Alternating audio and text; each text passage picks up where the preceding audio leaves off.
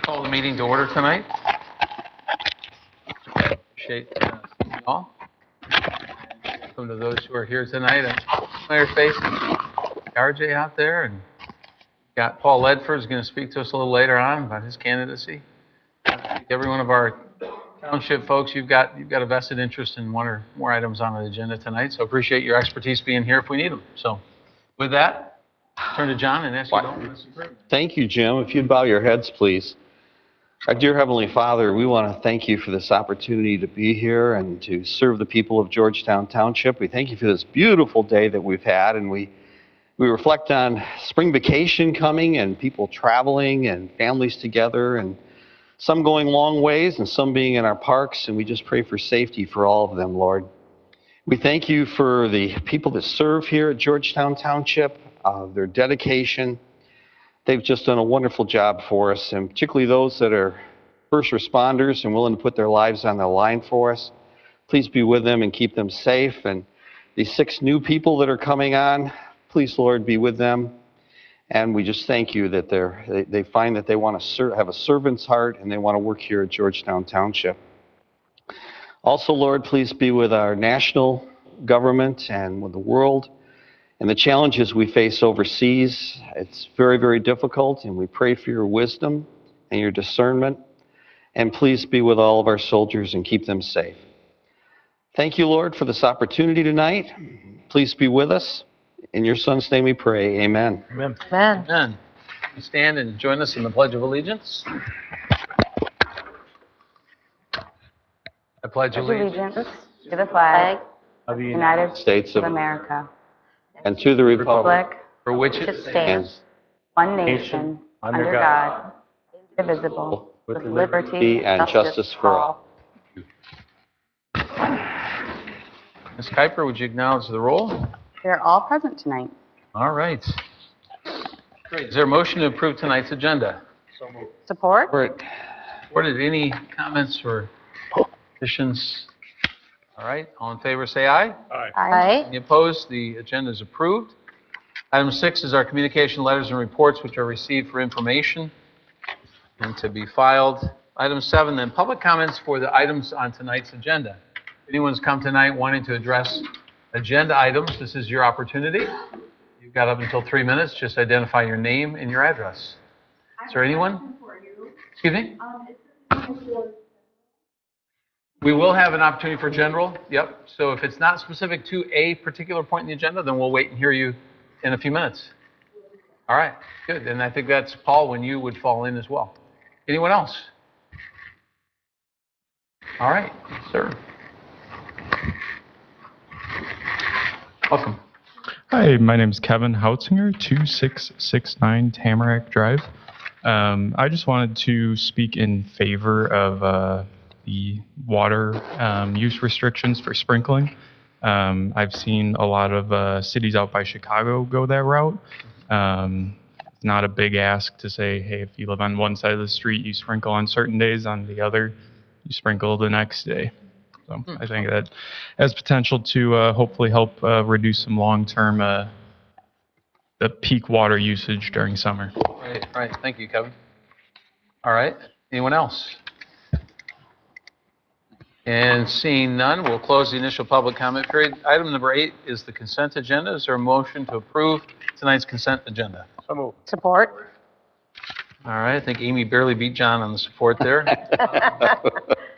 Any comments? Because I'm right next to Gary. Yeah. Hearing none, all in favor say aye. Aye. Opposed? Okay. Item 9 then, and this begins a slew of items that came out of utilities. You guys were busy. And what I would call sort of the meat and potatoes of what you think of in board governance. Not that I'm saying that I'm automatically agreeing with everything. I'm just saying these are the things that you need to do, as I do it, in terms of good governance and looking forward. So item 9, first off, is the GT1 pump station evaluation. Phase 2, Prine and Newhoff. Is there a motion to approve Prine and Newhoff's proposal for engineering services related to that Phase 2 evaluation? So support. All right, moved and supported. This is the pump station there at Berry and Kenowa. Or I'm sorry, in 8th. Yep. Berry and 8th. Oh, Barry, yeah. Barry and 8th, right, exactly. Yeah, yeah. It's one of our 2 tie-ins to the pipe that Wyoming, we plug into out there, so Correct. 48th being the other. Yes. All right, we've all read and understand the background. If you've had questions, I assume you've done your homework on this and the other items. So is there anything that you wish to discuss among the board? Okay. Just a comment that this Yes. pump station's at max capacity. We've had pump issues there in the past year, and it's got to be addressed. And the only we can do is get some engineering on it, figure out what we got to do to correct it and make it more efficient. Yeah. I don't confess to understanding better than the rest of you in terms of, you learn what's going on, but it runs like crazy and it's pitting and so on. And I'm sure Joel could go into great detail, but yeah, it gets worked hard. And if you don't address the thing sooner than later, it becomes more expensive Yep. in the long run. Yeah. Okay, hearing no other comments? All in favor, say aye. Aye. Opposed? It is carried. Item 10, the Crystal Lift Station pump improvements. Is there a motion to approve the quote from Smith and Lovelace? I'll move. Support. Okay, moved and supported. Board members? Anything beyond your own? Would it be good to have Joel come up? Because it seems like all of these, it'd be unusual if we voted down any of these. He would just speak for a moment about how all of these are a necessity, because I know he really likes public speaking. Are you willing, Joel, for a minute? I know it's, Put him on the spot there, John. I think principally it's probably 10 and 14 yet. That would be specific. So that'd be the Walton Health Pump Station and then what we're talking about now, Crystal Lift Station. But we desperately need them, right? Yeah. It makes your job easier. I like the, are those new glasses? Well, they're not new, but I don't wear them that often because I Sure. don't really care to wear glasses. But I can read a You look lot really- better if I you have look them really on, smart. especially as the older I get. So, We'll be wearing them more. So Crystal and Walton, so we've- our Crystal lift station pump, that pump station was built in 1986, and it's aging obviously, and the impellers need to be changed out. And we came across, they have a new impeller design. It's called the X design. It's supposed to help move, we'll call it solids, rags, wipes. And we have been constantly pulling those pumps almost on a weekly basis and unclogging them.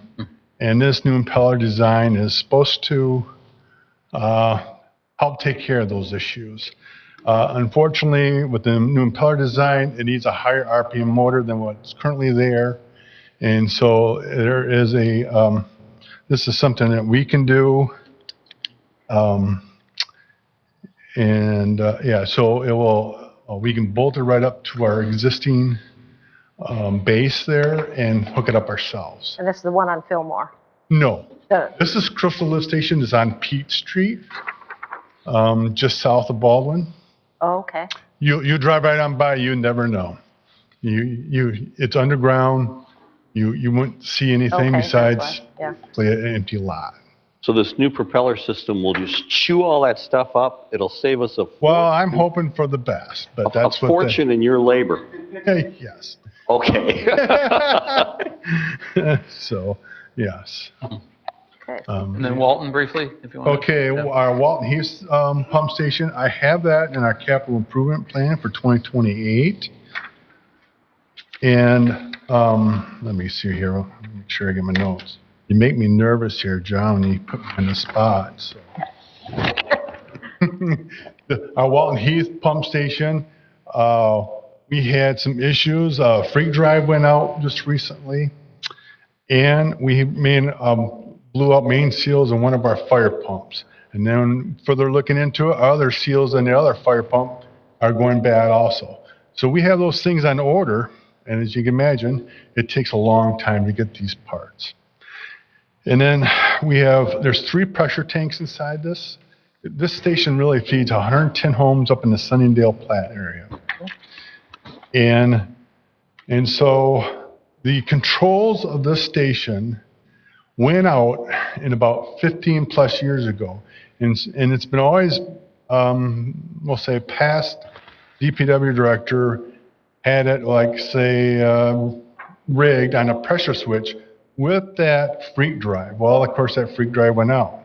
And so we really need to have this station updated and new controls put in to current standards and where you can get parts. That's the gist of it. And we had it scheduled for 2028, but of course it got moved up because of the issues. And so this is engineering for Prime. And so I would expect that maybe we have it out for bids in November, and then construction of updating that station would happen during this next winter. So we'd be foolish not to approve all of this. Well, that's that's my take. Yeah. Okay. Any questions? I was going to ask you about timing just because I've seen the timeline for lift station parts right now, and it's very extended. So Yeah. I was just curious if this was just for engineering. When did you expect to be able to actually order the parts then and get the work done? Yeah, so I don't know. We'd have to see what we're going to do. You know, things have greatly improved since then. We don't need these big, there's 3 1,000-gallon tanks in there, pressure tanks. We don't need those anymore. There's freak drives now that run the pumps and wrap them up and so on. We can probably get by, I'm making this assumption, with something small like a 55-gallon drum instead of a 1,000-gallon tank. And those bladders are shot in 2 of them, and we're operating on the 3rd anyway. So we definitely get by with a lot less there and update the controls and everything there. And yeah, the seals that we've ordered are taking 16 weeks to get. Wow. 4 months just to get seals for those pumps. Great. All right, thanks, Joel. Appreciate it. Okay, so the motion is in front of you on item 10, the Crystal Lift Station. Any further discussion among the board? Hearing nothing, all in favor say aye. Aye. Any opposed? Okay, we're up to item 11, which would be a resolution for increasing the hydrant fee schedule. A motion to approve that schedule resolution.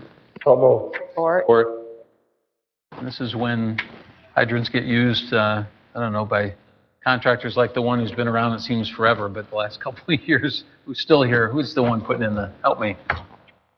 Yeah, Metronet, it could be AT&T, it could be whatever, but they've got to pay what they use. And so we're trying to estimate that better and keep current. Any comments? All right. Resolution, so roll call vote. Belding? Yes. Plum? yes. Kelly? Yes. DeWitt? Yes. Piper's a yes. Grassman? Yes. Waringa? Yes. All in favor? All right, item number 12, the DPW bids. Someone wish to make a motion to approve the bid for those trucks? So moved. Department of Public Support. Works. All right, moved by Gary, supported by Amy. Rod is here, should anybody wish, but I know these are 2 items that were included in the 2026 budget. These are not a surprise.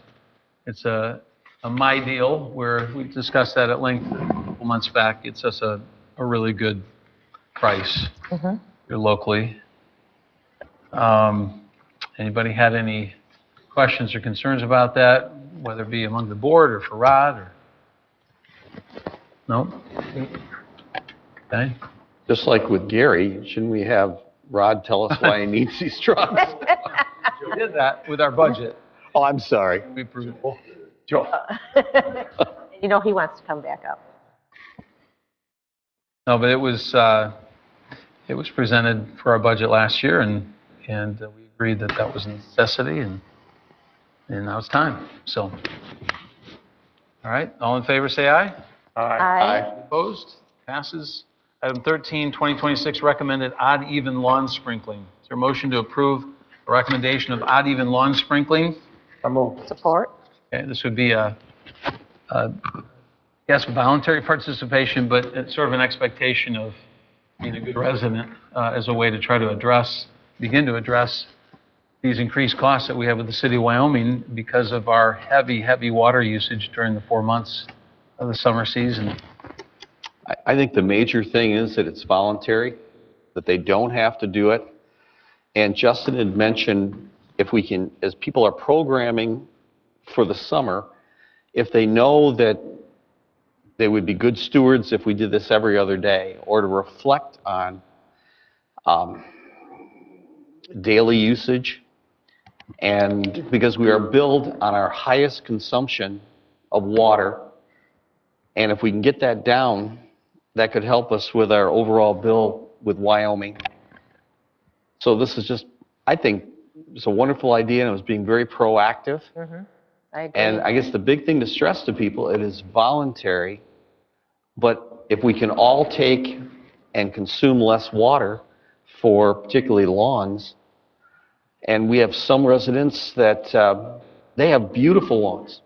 My best friend, he spends a fortune on it. He is dramatically cut back, and this would be a way to cut back and maybe get that overall peak down and save us a tremendous amount of money eventually. Justin mentioned it's about every 3 years, maybe 5 years. 5 years. That they look at what our peak is, and if we can bring that down historically, that would help us. They look at it every year, but it's a rolling average of 5. Right. If you, I guess, Chelsea, if you want to scroll down, let's see here. Oh, let's see, Georgetown Peak hour data. You've got a presentation for us? Yeah, I got that too, but I want to highlight this. So Pat gave me this. This is the, I guess, our high water mark, no pun intended, for our water usage and what time it occurred. So there's a general, I guess, theme that happens through this is that it happens between 5 a.m. and 10 a.m. and it's happening during the summer. So the goal is looking at these highs, and then we can maybe adjust our demand to try to even out our system. And I think that's the goal that we need to focus on as we move forward. We're going to have studies done on our system and what capacity is and what capacity looks like. But also, I believe this is a component that we need to think about as we are looking to develop, as we grow, and as we have agreements in place with other communities and what their growth looks like and how we can balance that out. So Chelsea, if you can jump into, I guess, are there any questions over this at all? This data that Pat gave me? No. Chelsea, if you can put the PowerPoint. I'm going to give a quick kind of high-level overview of lawn sprinkling and what this is and what we as a community can do.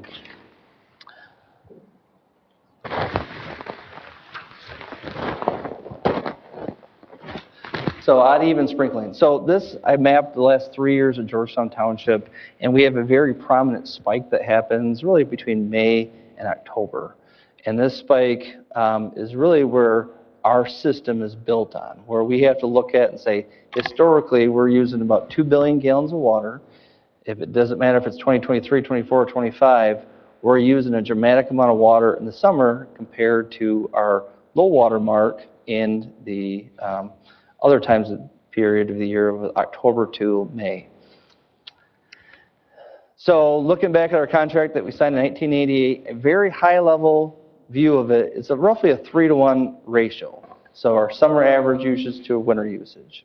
So I went through, as I talked to numerous homeowners here in the last 9 months, 10 months, and kind of broke it out. This is also kind of our rates and what's happening. We do, I think there was confusion by some people that we do bond in the secondary market through out-of-county public utilities infrastructure. So now on our bill, and this is one from July, our July bill was almost $850,000, and there's a breakout between our debt service and our water usage. So our debt service is what we're paying for improvements like the third transmission line and peak demand capacity as the plant gets bigger to meet demand as we're using more water. So I broke it down to, there's really 4 distinct neighborhoods or communities that we've built and that use water. This is, I would identify as the senior citizen group that doesn't irrigate their lawns. They're just live in their house. They are using very low water, very consistent, and high of 9, low of 8. And they're very consistent quarter to quarter. This household, too, has a high of 47 and a low of 17. They're keeping with that ratio that we signed, 3 to 1. This household is actually a household of 6, and they have a new water meter, and they are basically staying the boundaries that we have, that we signed a contract for. Then we get to household 3. So this house was built in the last 10 years. It has a high of 98, low of 13, and there's a vast dramatic usage between the winter and the summer. So what happens is we are billed, and we have to design for our system built on the high demand that we have in our entire system. And on the extreme end, we have household 4 that's using roughly 15 times their water versus the winter versus the summer.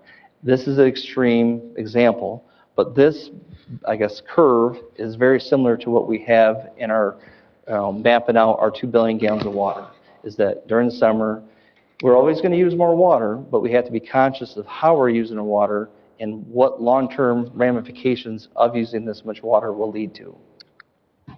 So I had Pat generate some numbers of average customers per day and what that looks like. So Georgetown Township, we have 15,733 customers.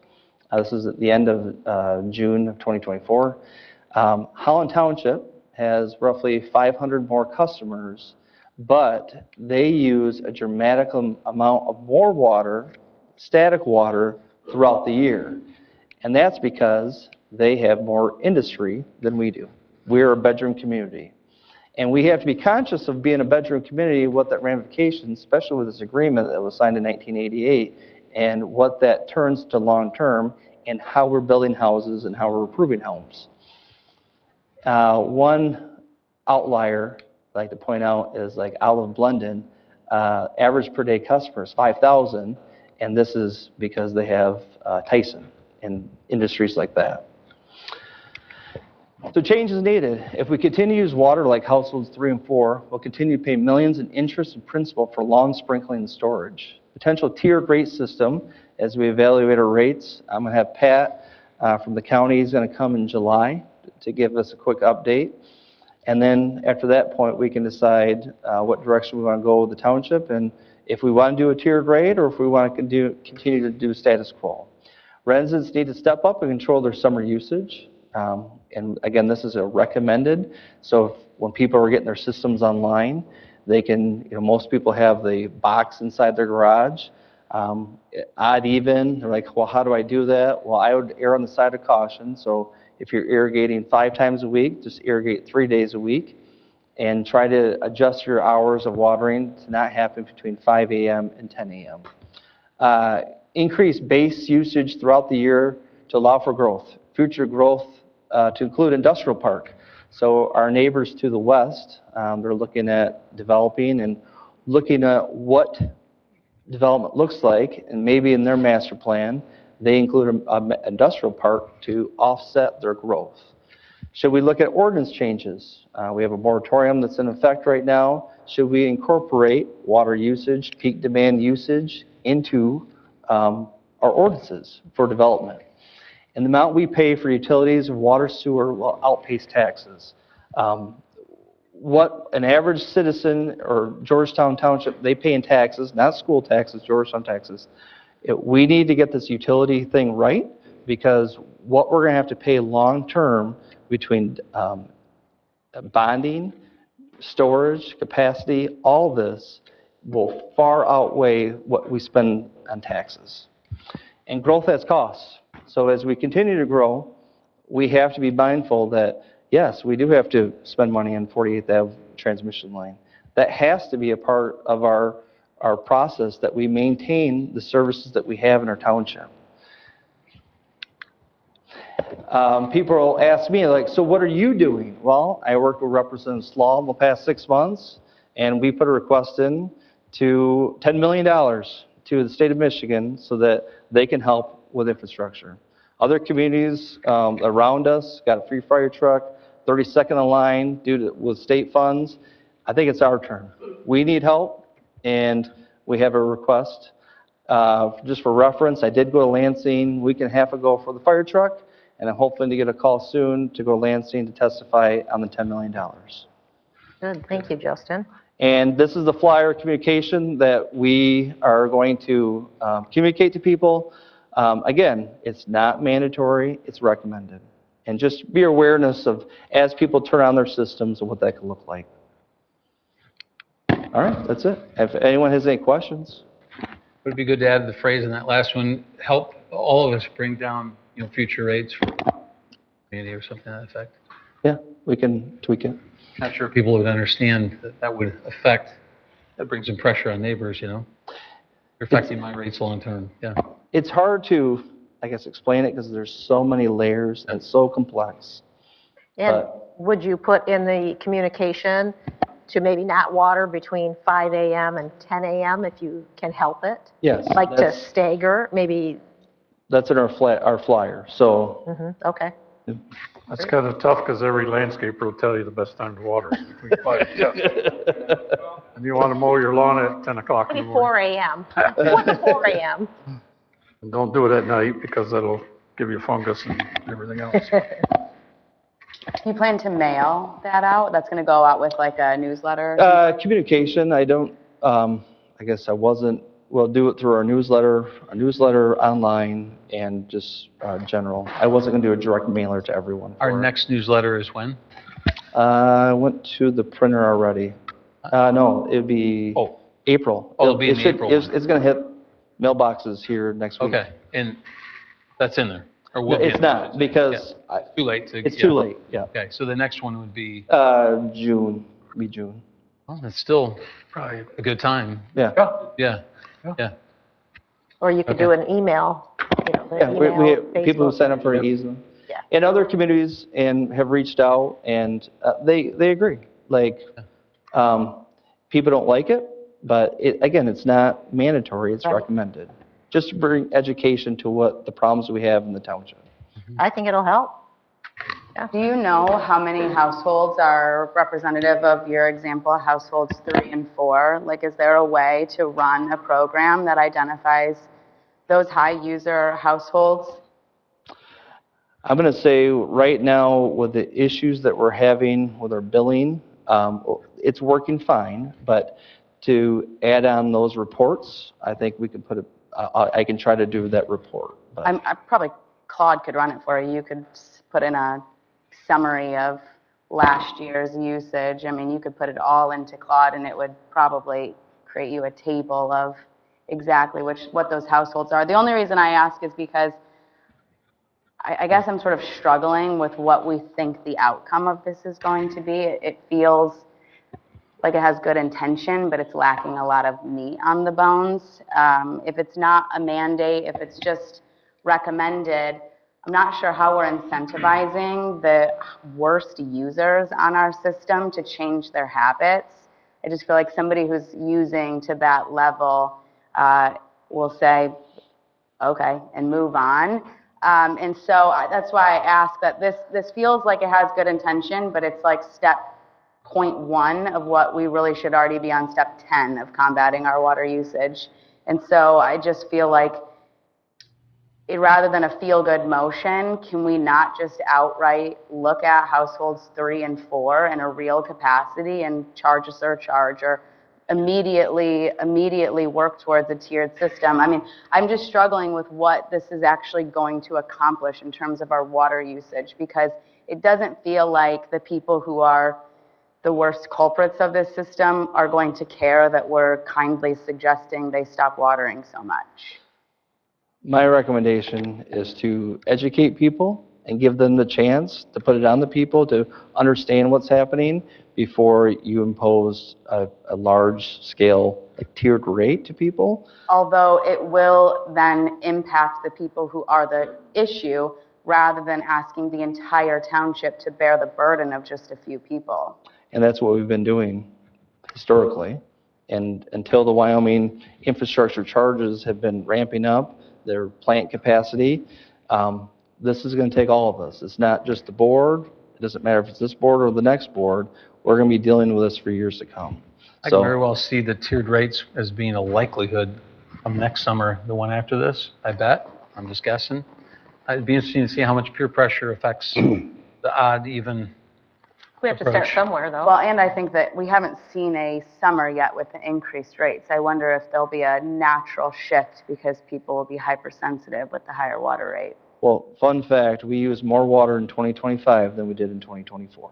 But the rates didn't go into effect yet, right?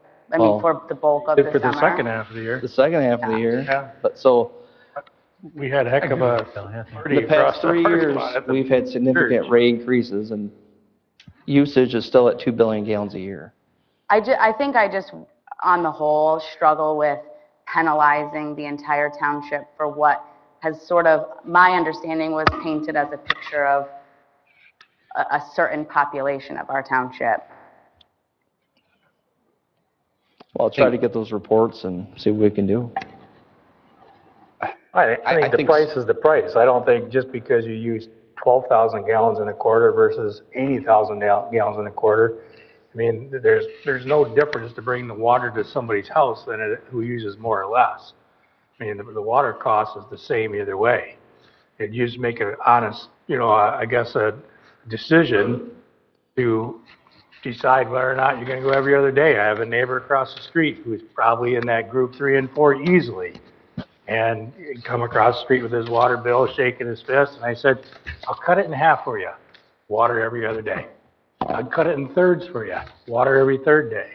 I mean, and then my son worked for S&S here in town for 4 different summers, and I asked him about it last year when we were going through everything. I said, how many systems have a rain shut off, where they have a water gauge where if it rains, it's shut off? He says, very few that we work on doing repairs. The other one was, how many people know how to change their clocks?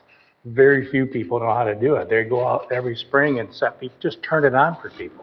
Well, you're just click. Now it's on. You're good to go. And that's for $59.95, but still, I think education goes a long way. And if we do our best to get the news out there and say, hey, listen, we don't want to go to a tiered system. We don't want to charge, people that are abusing the system. What we're trying to do is say, hey, let's play this, play the front 9, right? Let's make sure we give everybody all the education that they need. And if they don't change their usage habits and they don't make differences, then when we go to the back 9, then guess what? We're gonna charge them more. But I think we at least have to give a summer where they see the new rates and they have the opportunity to make a conscious decision whether or not they want to curb their usage before we just say, bang, here you go. Now here's the new rate and here's a tiered system and we're charging you more. I agree with Kevin. I think this is a great introduction to it. And I think people, they will see how important this is. I think many people will convert over. Some won't. But maybe, Jim had mentioned and Kelly that, this could be coming. I wouldn't do it right now. I would educate people, bring them along. I think this is a wonderful way to start out. There's going to be a lot of questions about what do you mean by odd and even? And there'll be a lot of people really upset that this is a right I have. Well, you are costing us, when we hit those spikes, a tremendous amount. But they don't know that yet. And so I think this is a great way to get it rolling. And many communities have gone to a tiered system. I don't know if we'll end up there. People may really step up and we could see things dramatically change. Let's try it. I agree. I'm okay with going the odd eats this year. But if it doesn't change behavior, we're going to have to go to a tiered system. And the reason is because I'm in household 1. I use 4 units of water. But when we replace the pump at GT1, the use of that pump is being wore out quicker by the heavy users than the light user like me. But we're going to all share the cost on that, right? We're all going to say, yeah, it's a $2 million upgrade. So we're all going to share that. And I'm like, well, just because you used all that water, use that much more use of that pump. So I'm okay with trying this a year. Everybody has to understand, we're giving a little bit of leeway here, but if we can't control behavior, we're going to have to do it a different way. Mm-hmm. And that's when pure tier system is going to come. Yeah, I completely agree with everything you just said. And I do think it's an important point that you made to say the usership is not just on the gallons of consumption, it's also on the pump. Those higher users are actually using the equipment more than the low users. And I would go so far as to say that those household ones, if we go to a tiered system, we could potentially relook at the rates for those household one users, because we did hear that feedback pretty significantly that the lowest end users, the minimum consumption users, are being charged a pretty hefty amount. And I would think in a tiered system, you might be able to relook at even the lowest users to portion them out based more on their consumption than just sort of this flat fee that we were forced into. Mm-hmm. Okay. Seems to be a consensus. Yeah, I agree with all that again, but I just think last year we ran into quite a big of a buzzsaw with the public outcries because we didn't give them information up front. We didn't say, hey, listen, this is costing us more. Wyoming is charging us more. We just would, well, here's a new rate, and that's what you're going to pay. And obviously, the public, spoke, and I think this is step one of saying, hey, we listened. Here's what we're trying to do this year to curb that. And if it doesn't work, then we got to go to step two. And I agree with that as well. That if it's a tiered system, or if it's hey, here's our top 10% of users, here's our next 25% of users, whatever it might be, do it, quarterly or quartile. But you're correct. There's usage cost, and then there's also equipment cost for those who are, pumping 200,000 gallons in 3 months to water their grass. So, Can we just make sure it really gets out there? I would even go so far as to see if Giselle Valentin would put it on, you know what I mean? I just, in order to really get it out there, I think we have to really make an effort. I'm concerned that by just putting it on our Facebook page or on our website, there's still going to be a huge portion of the population that doesn't see it. yeah, and I think before June, right? Because Yeah. people are turning their sprinklers on here in another couple of Or weeks. adding it to a bill, $59.99. Just going to water bill? I think this will be water bill? newsworthy. I'd be shocked if this isn't in the paper and it's not on Well, it may be. the news. Yeah. I mean, this is newsworthy. I've had a gentleman reach out a couple times, and I told him, let's see how tonight goes, see what the board direction they want to go, and then we can communicate after that. So, Okay. Is there more comments? Otherwise, there's a motion before you. All right, all in favor, say aye. Right? Any opposed? Passed. Item 14, the Walton Heath Pump Station, which Joel addressed here earlier. Is there a motion to approve Prina Newhoff's proposal for engineering services? support. Moved and supported. Questions, comments? Joel did a good job. Thank you. All in favor, say aye. Aye. Opposed? All right, item 15, Township Board meeting time. There's a suggested time here. Does anybody wish to make a motion as for the suggested time of 6:30? Or do you want to have discussion first and see where things coalesce? Let's have a discussion first. All right. The floor is open. We currently meet at 7, obviously. We have for some time, not forever, but we have for quite some time. Well, I believe Byron Center, Kelly mentioned, meets at 5:30. I think the Ottawa County Board meets twice a month, one time at 8 a.m. and the other time at 6 p.m. So I think a lot of the boards are starting to go a little earlier because so many things go into the night. And then if you have meetings after the meeting, you're here at 10 o'clock, 10:30 at night. So I think starting earlier would give a lot of the residents maybe time to stop on their way home from work, jump in a meeting. So I am for an earlier start time, but I would probably say 5:30. Okay. Because our staff is here all day, and it's a really long day for them. And a lot of them, correct me if I'm wrong, you guys don't go home, and they stay here waiting for 7 o'clock. So I think it would be better for our staff that works all day long and then is here. so that they could get back to their family earlier. Kelly could tuck her kids into bed. All right, I thanks, think Amy. some of Others? the discussion we had at the finance meeting also was, we got to do what's good for our constituents too, as far as getting them here, and maybe that getting home by 5:30, get something to eat, do something with the kids or whatever, and then have time to eat here. I think when I look back, it looked like when things got changed is about 3 years ago or so, is we went from the 4 o'clock service of finance, or not finance, finance has always been but utilities, was at 4 o'clock in the afternoon. Because I think what makes it long, and I think what everybody's major problem is, if I read between the lines right, is the extension of how long it goes. Once we get done with this meeting, we got to go into another meeting, which could be a half hour or an hour and a half.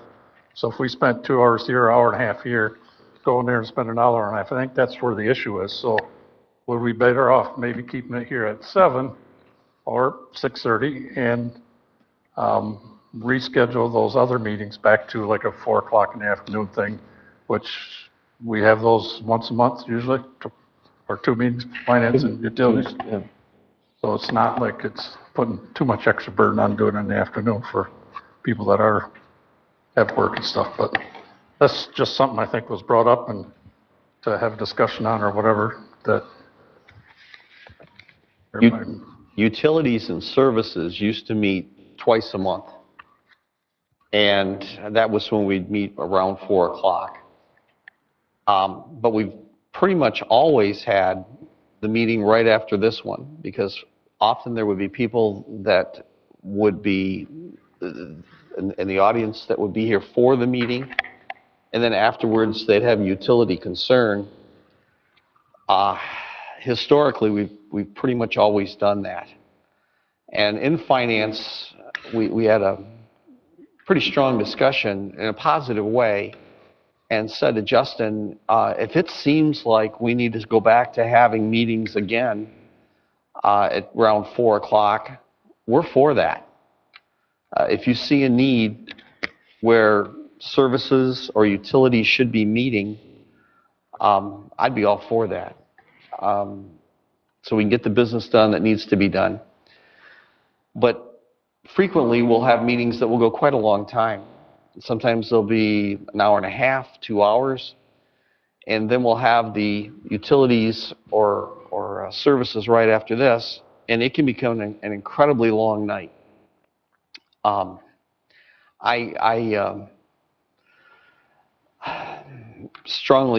agree with Amy that it can be really challenging after a while. And that's why I think we should explore this. I like the idea of maybe making it, we looked and we said, can we try it?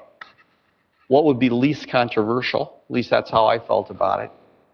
Well, let's start with 6:30, try that for the year, and see if that's a positive.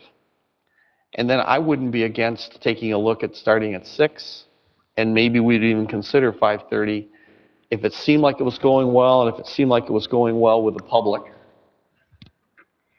It is challenging at 7. So there's unknown factors.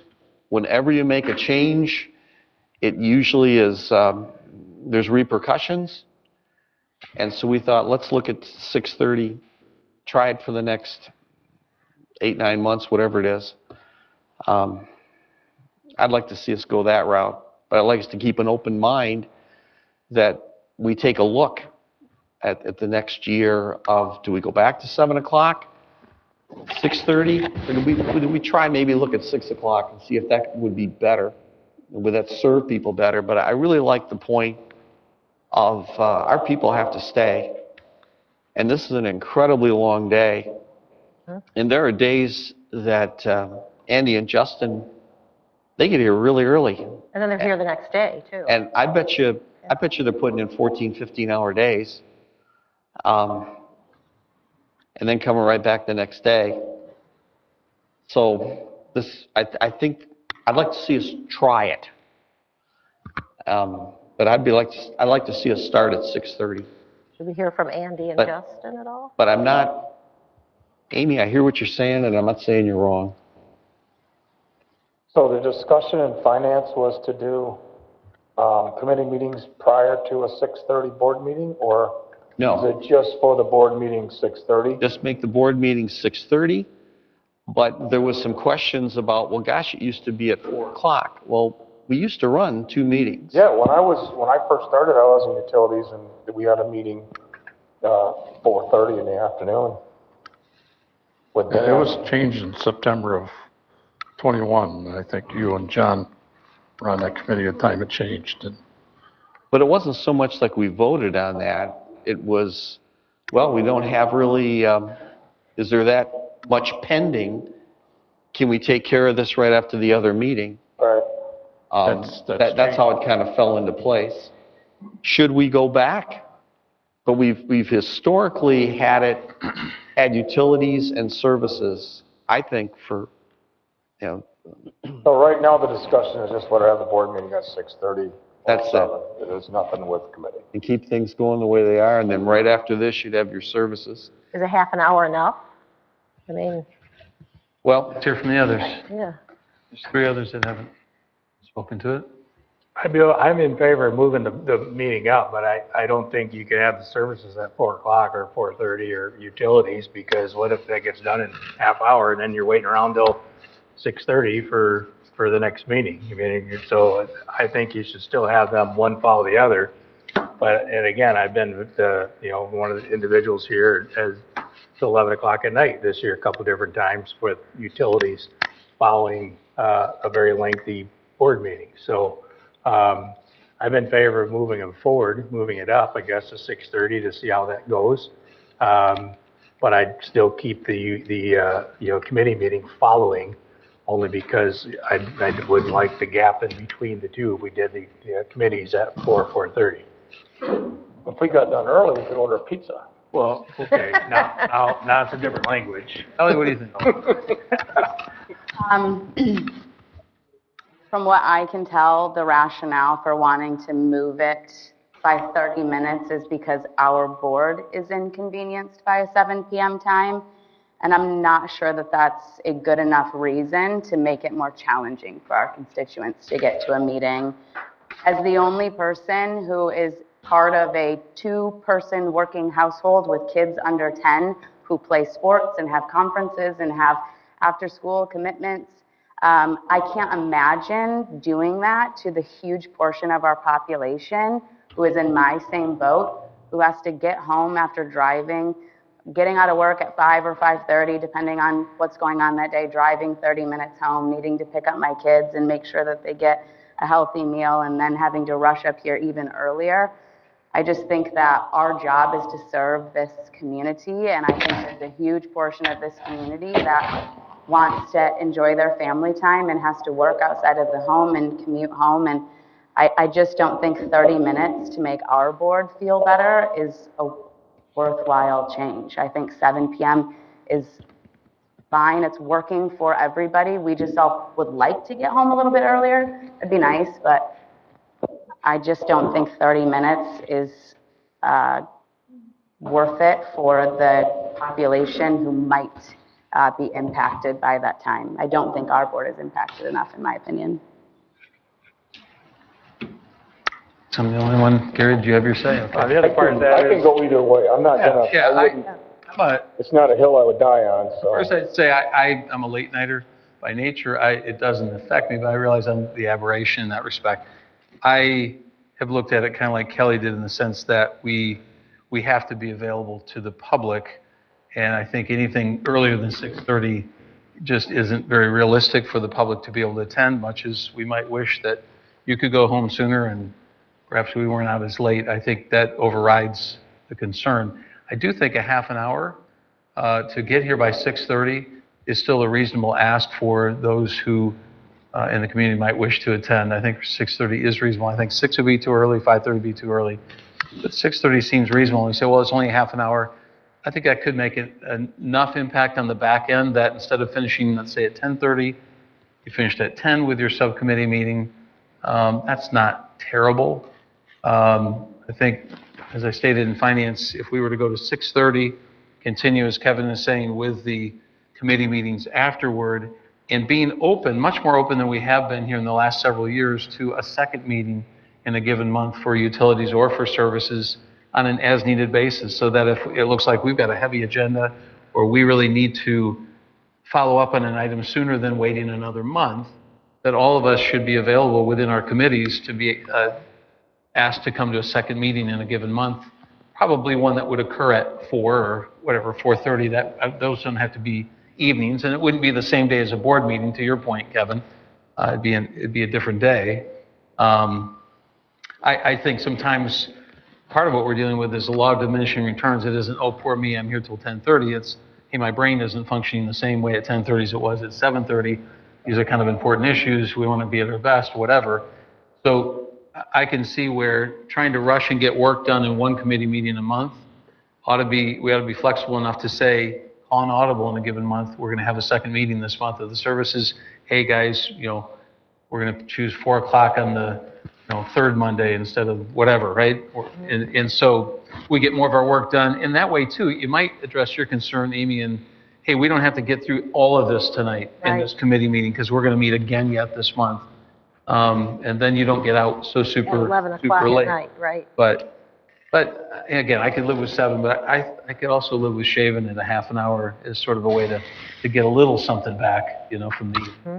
And to Kelly's point about, we're here to serve the public, which I totally, we agree. mentioned that in finance when I sat in that meeting. And the other part of that is, but we're also asking our public to stay here some nights to 10:30 or 11 o'clock at night too, because we do have people come into the second meetings. So I guess it's fair to us, fair to them, fair to anybody. I think it's a matter of let's make it convenient for everybody. Maybe we would get more than 2 or 3 people coming to utilities or services after a board meeting if we weren't there till 10:30 at night. I don't know that, but again, I just think it does make it more accessible for everybody, whether it's the board, whether it's with our constituents.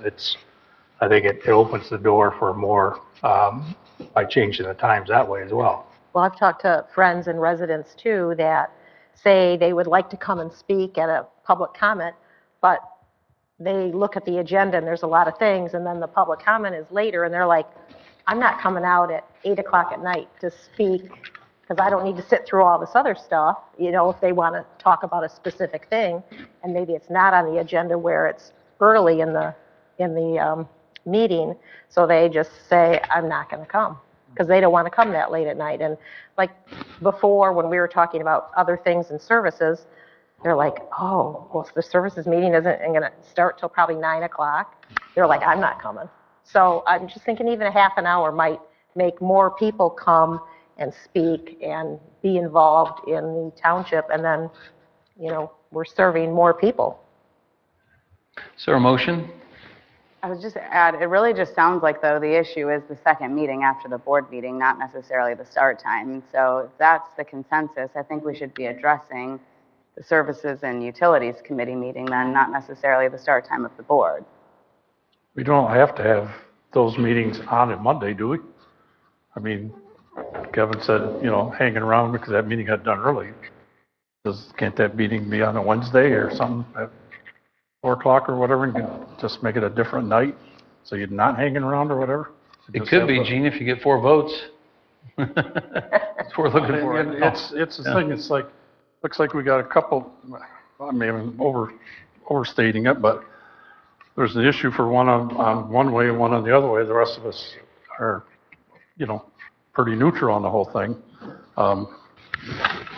We look at what the process, how many people we do get, unless it's a major water issue or something like we had this fall. But otherwise, our family out here is a little bit small, but maybe that would change if we moved it too. I'm not sure, but I guess that gets to be what Kelly kind of said too. What are we doing it for? Are we doing it for us for comfort, or are we doing it because we want to help our constituents?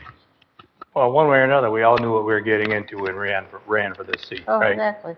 Wholeheartedly, but when I ran for it, it was a 7 p.m. start time, so now the Well, goalpost that's what I'm is saying. changing on me, and that sort of feels like, if we change it, it's fine. I just might have to go on record to say there are nights when I don't get home from work until 6 p.m., and if I have an obligation and I need to get home and quickly eat something, I might not be here until 6:40, even if the meeting starts at 6:30, but to me, that's an excusable absence because I didn't sign up for this job with it not being at 7 PM. That's what I could make the that's what I was commitment getting when at. We I, all knew we signed up for it Right. starting. It was a 7 o'clock meeting and possibly utilities or services following. So I'm okay either way. It doesn't bug me either way. Is there a motion from someone who feels strongly enough? I mean, if we'd like to address the secondary committee meetings, though, I don't know that we can come to a consensus on a day and time right now. So can it be a motion to leave the board meetings at 7, but come up with an alternative schedule for services and utility committee meetings? Again, it can be anything that 4 votes can. Well, I'd like to see us try the 6:30. Bring it back to finance for adding the utilities on that as more discussion, it's an overall package rather than just this time. I feel like we beat that horse a bit. Not that we won't talk more, but Kevin was in there when you were gone, and then 2 others. We've had at least 4 outside of committee talk about it twice. But I'm not, I mean, it's whatever, again, what 4 of you want to do. John, I hear you saying you feel strongly enough about one thing. Is there anybody who supports John's position of a 6:30 start time? I would. So is that a second? Yes, second. Okay. And I think it helps our staff, who's here all day, gives, it's a Where long they day make the for big them. bucks. And this would be to try it To try it, for the rest of the year. And if we get to the end of the year, and it's not working, or, we can reevaluate it.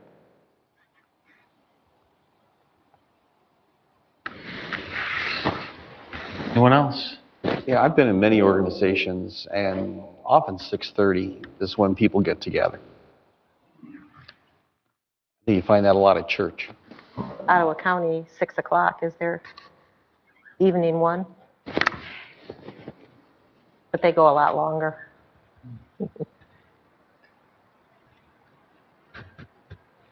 All right. It's not a hill to die on, right, Gary? I hear you. I can flow with Yeah. either of them. Yeah. Yeah, go with the flow. But we're not asking for it to be permanent. We're just asking, can we try it? And we're looking at a half an hour. Okay. I'll say that, for my part, I guess, Amy, you made some headway with me in terms of thinking about those that come. I would like to see a committee meeting continue to follow the Monday evening meeting, because I think there is some convenience to that in terms of being out just the one night. But I also want there to be a real openness to a second meeting, whether it's automatically scheduled and then you cancel as needed each month, or whether it's, hey, we're going to call a special one. And, oh, by the way, we never saw that board meeting going 2 hours. Now here we sit in services. Tell you what, guys, let's get through part of this agenda and let's table the rest and let's meet, next week, Tuesday or whatever, right? I agree with that. Well, that makes some sense to me. So I could support what you're saying, half an hour change.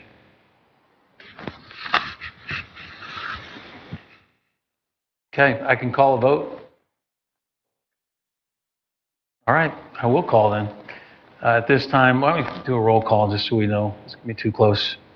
Okay, let me write these out quick. This would be a motion to move the board meeting time to 6:30 beginning May or beginning already in April? Then what would fit well? Public, and we would Make it May. So we're starting in May? Time then for people to Okay. see that and so on, if it passes, so. Kelly? No. DeWitt? No. Grassman? Yes. Kuiper is no. Schwalm? Yes. Beldink? I'm going to say no. Wieringa? Yes. 4 no votes, 3 yes votes. The motion Okay. fails. All right, we'll keep it at 7 o'clock, and we'll still address the question of a second meeting each month as needed, like we used to do for services and utilities. All right. On now to second public comment period. So those wishing to address the board at this time, you can either address things we went over tonight or things that you just came that were on your mind. I see Paul beginning to move. Paul, you want to step forward and tell us about your candidacy? Sure. Welcome. Thank you. My name is Paul Ledford. I've met several of you already. Some of you I know from the neighborhood and whatnot. I am running for the 58th District Court judicial position that is currently open. It is an open candidacy. That means that I have to collect signatures in order to get on the ballot.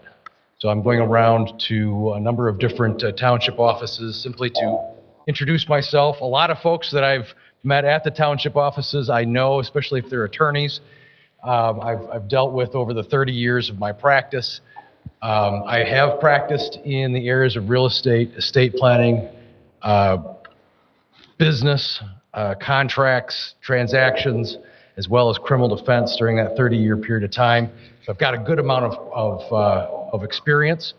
The other thing is that I am running because I have seen a trend happening here in Ottawa County that I don't like, and that has followed the trend that's already begun in Kent County, Muskegon County, and a number of other counties around us, and that is to treat criminals, people who've been convicted of a crime, with more kid gloves than the concern for the victims of that crime.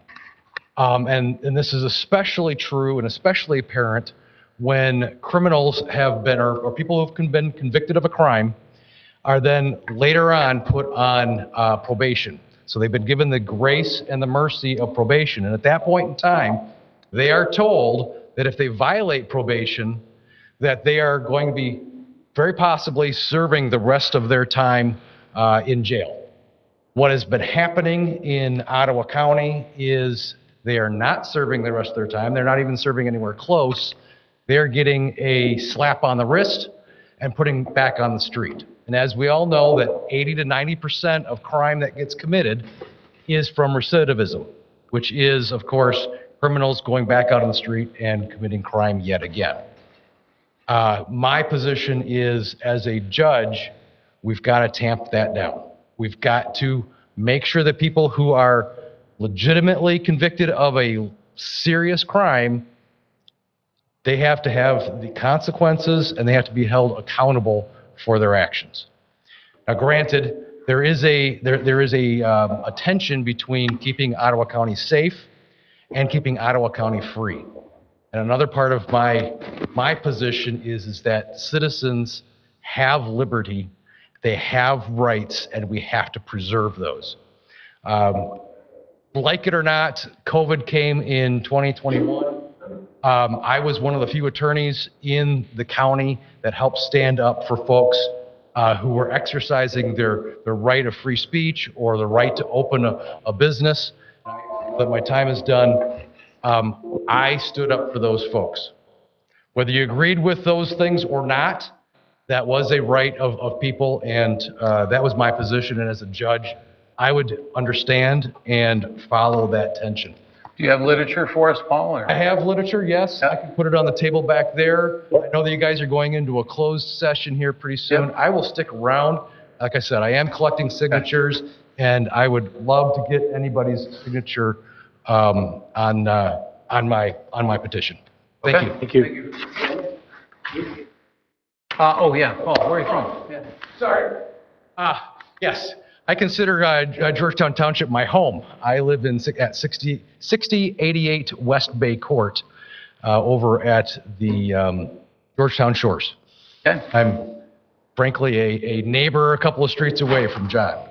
Okay. So, and as to the watering, we water out of the lake, so. You're one or two, you're not three or four in that example. All right. We got him 3 signatures on it. Okay. Anyone else? RJ, you look to be rising. Are you? Yeah, this would be a good time too, ma'am. Yeah. Oh. All right.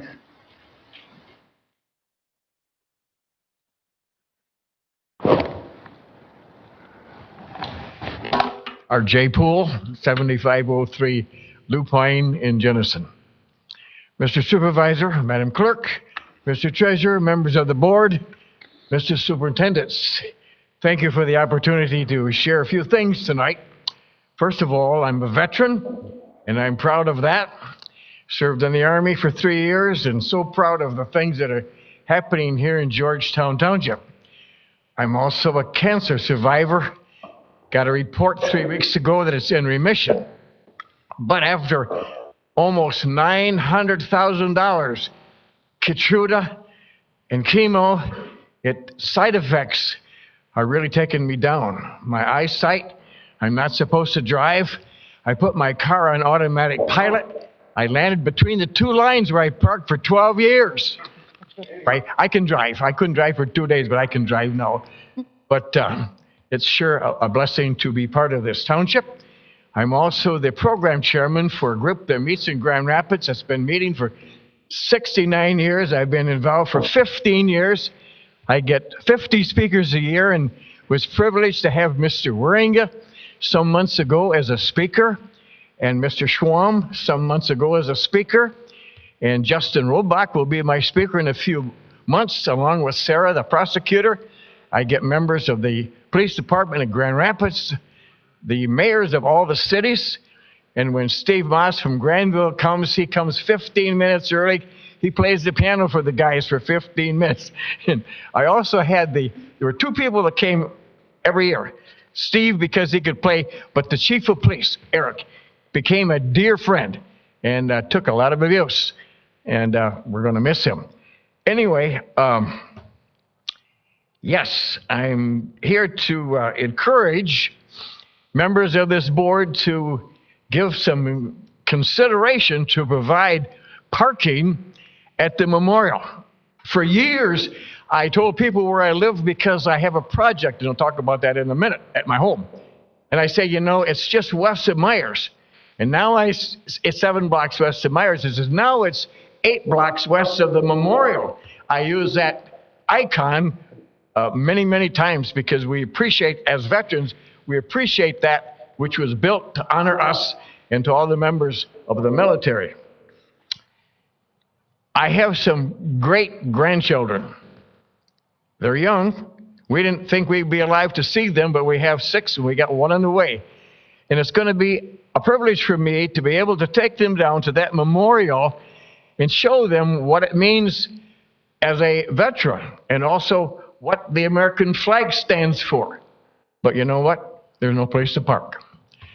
And as a crippled, not a crippled foot, a handicapped person, it would be a long ways to have to walk across the street or from that parking lot where businesses are now, and they probably wouldn't appreciate that. So I understand there's some committees that are looking at a project to provide some parking there, and maybe a sidewalk, and I would certainly encourage that. It would be wonderful to be able to park a few cars there and to get out and walk around and show the great-grands what that means. It says, there's great-grandpa's stone, because great-grandpa bought a brick a long, long time ago. Thank you. Yeah. Okay. Right. RJ, you're a good public speaker. We appreciate it. We wish you had more than 3 minutes. Yeah. You come again. Okay. Yeah. Am I done now? You are. Okay. Had a couple more things, but I can... Well, you know what? Speak again at the next meeting. Pardon? Can you come back to the next meeting? Probably can. Okay. Sure. Thank you. See you again. Thank you. Thank you. Thank you for your service. You bet. Archie was our clerk for 12 years here. All right. Yep. Yes, ma'am. Yeah.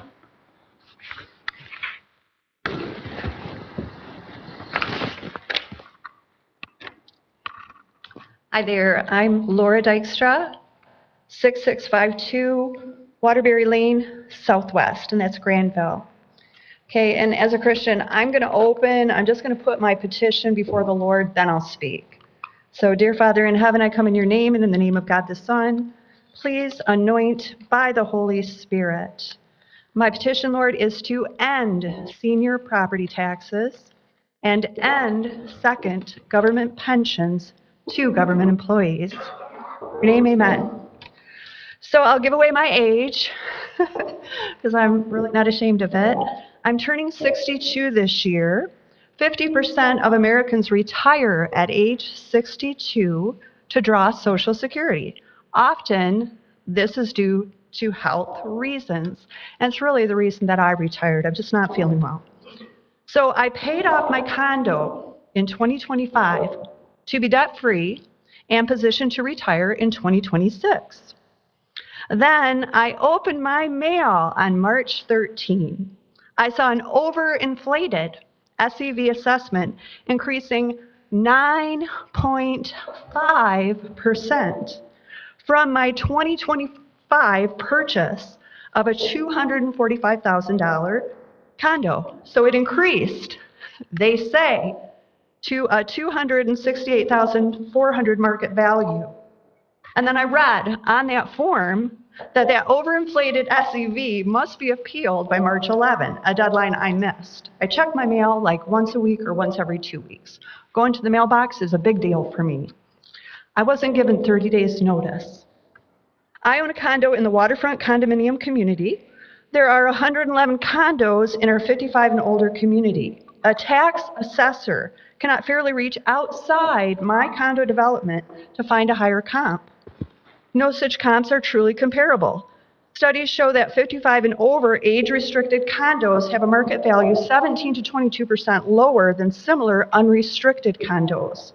Generally, condos appreciate in market value more slowly than houses.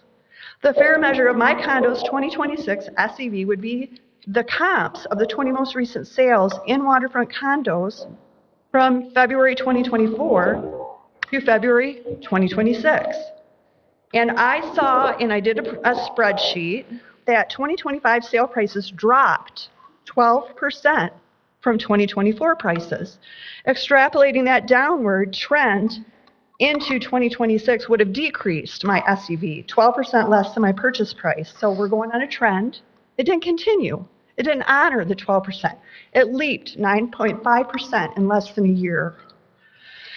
Instead of assessing me $245,000 that I paid for my condo, or 12% less, it was 9.5% higher.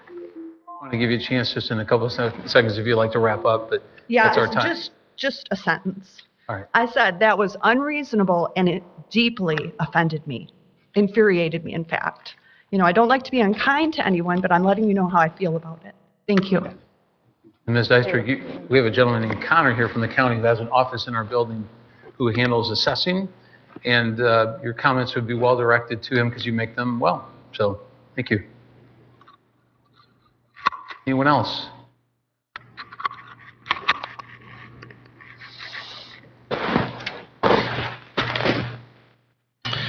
Again, my name's Kevin Hautzinger, 2669 Tamarack Drive in Jenison. Speaking about the water, the sprinkling, I guess I would have personally thought that it would maybe be more than a suggestion. Even the $50 fee, I know some cities give you a warning or 2 warnings before any type of fee. I thought that might have been a good approach. But I think that maybe speaking to any of the schools or the golf courses, kind of those big properties that are watering, could be a good approach as well. I'm not sure how many of the golf courses use private wells versus public water.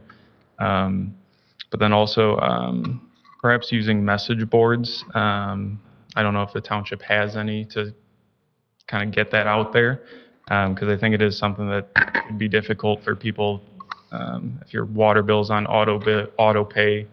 Not everyone's looking at the township letters, unfortunately, that come.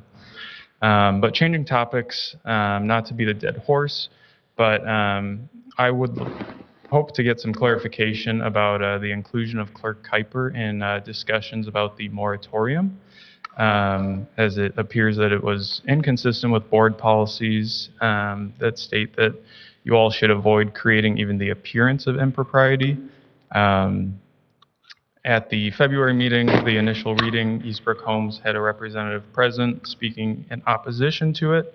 Then at the March meeting, they once again had a representative present who stated that there would be some financial hardships on the company and potentially being able to put food on the tables for their employees. And then additionally, for that March meeting, there was also a letter sent by legal counsel from Eastbrook Homes that brought into question if the moratorium would even withstand judicial scrutiny. I think that these comments kind of raise question of are there financial ties that potentially should have been disclosed with Clark Kuiper being employed by Eastbrook Homes, and should she have been involved in those conversations, or if it is appropriate, should it still have at least been disclosed? Thank you. Message boards, yes.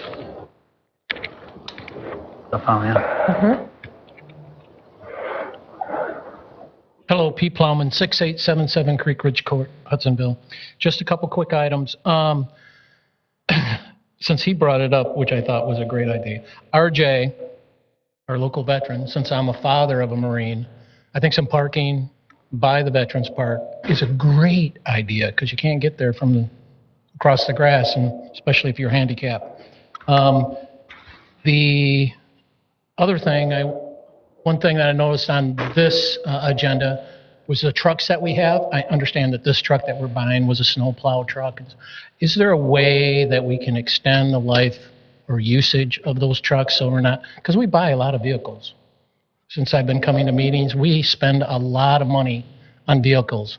Our tax dollars are not stretching as long as they used to. Can we look at maybe instead of getting new vehicles every 100,000 miles, we can extend those to 120, 150,000 miles? Can we look into that? The other thing on the water, we already have a tiered process already. We have a tiered process on the low end, because if you don't use 12 units, you pay for 12 units. So I'm thinking you should go to a tiered process right now, since we already have one, and have it at the high end. Those 25% users that drive our volumes up, we should do a tiered process on them as well, those households 3 and 4, let's say, in your example. Or if you're not going to do that, if you do the volunteer, I mean, this year you're going to have less watering because you tax something, you get less of it.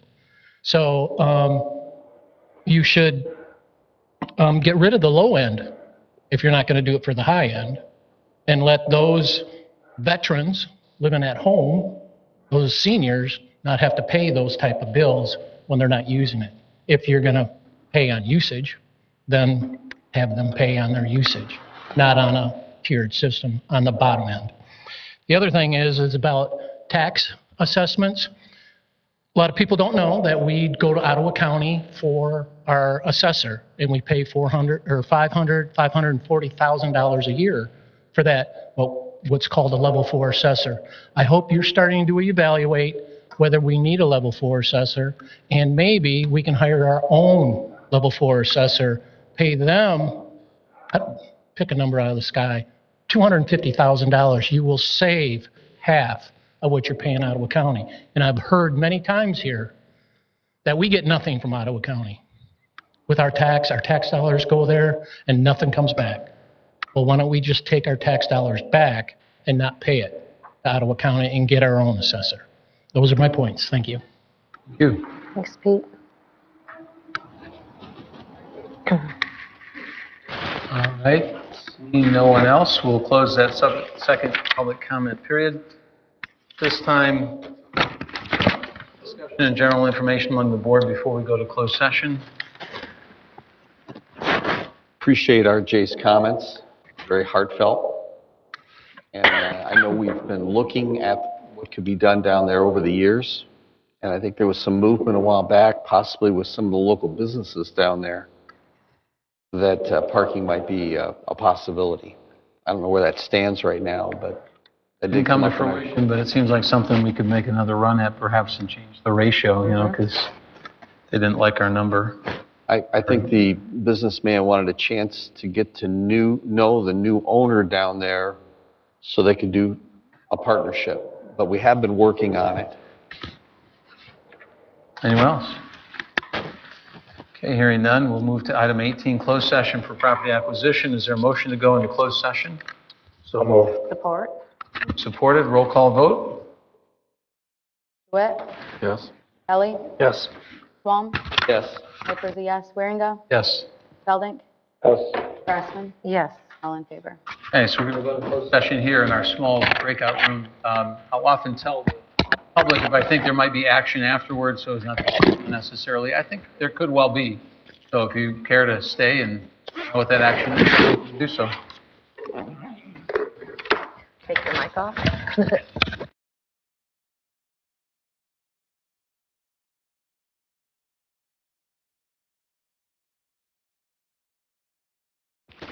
Okay, thank you. All right, is there a motion as it relates to authorizing the purchase of property?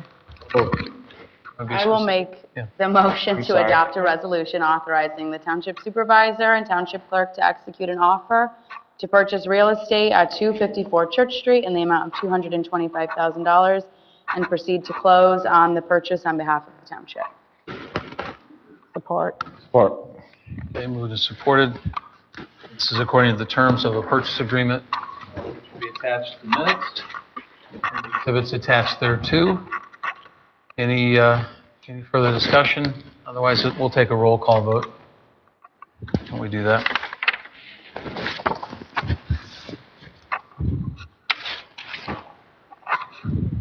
Schwalm? Yes. Kuiper's a yes. DeWitt? Yes. Craftsman? Yes. Beeringa? Yes. Beldink? Yes. Kelly? Yes. All in favor? You all motion to adjourn? So moved. Support. All in favor, say aye. Aye. We are adjourned.